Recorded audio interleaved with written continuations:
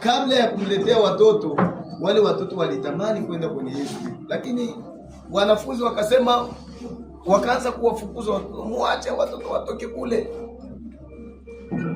Ni sawa vile leo president kifika hapa, batoto bakienda mbio, unaona watu wakubwa wanazibia batoto kwa sababu wanajua ni mtu mkubwa. Haleluya, amen.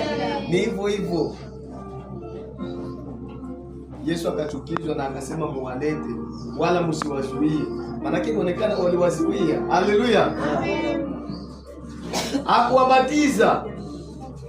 Eske muliona kwa wanasema akawabatiza? Akafanya nini? Akawabariki. Kwa hiyo Bashan, tunawabariki watoto wadogo, atuwabatizi sawa sawa na gisi neno la Mungu linavyosema. Kwa kumalizia, aseme position ya mtoto kumkono ya mzazi. Aseme mtoto kumkono ya mzazi analinganishwa na mshale, flesh. Unaona kazi ya mshale kwenye mkono wa muwindaji. Muwindaji anapotupa ile flesh, inaendaka inaua nyama na muwindaji anapata chakula.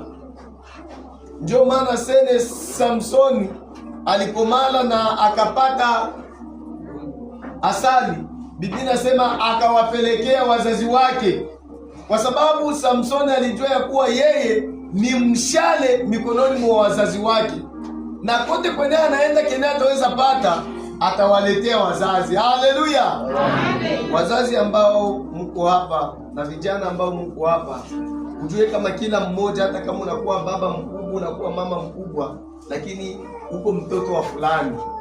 Ule fulani wenda labda awe kama amefariki, lakini kama iko hai, uwe unajitahidi kwa ajili ya kufanya nini? Kwa ajili ya kumtumia asali, kwa ajili akule, kwa sababu wewe ni wa kumlisha yeye. Haleluya. Mzazi ambaye uko hapa, tafadhali mtoto huyu umlee kwa maadili ya Kikristo. Aseme muwafundishe watoto wenu neno la Mungu, kwa sababu hata watakapokuwa wazee wasibadilike. Leo tuko tunaacha kuwafundisha watoto wetu neno la Mungu, tuko tunaacha kuongea na watoto wetu, lakini tuko tunakamata mambo mengine, na ni shida sana leo. Hata wazazi wanashindwa kuwafundisha mabinti zao namna gani ya usafi na namna gani ya kuishi. Ndio maana leo hata fie anakuya olewa,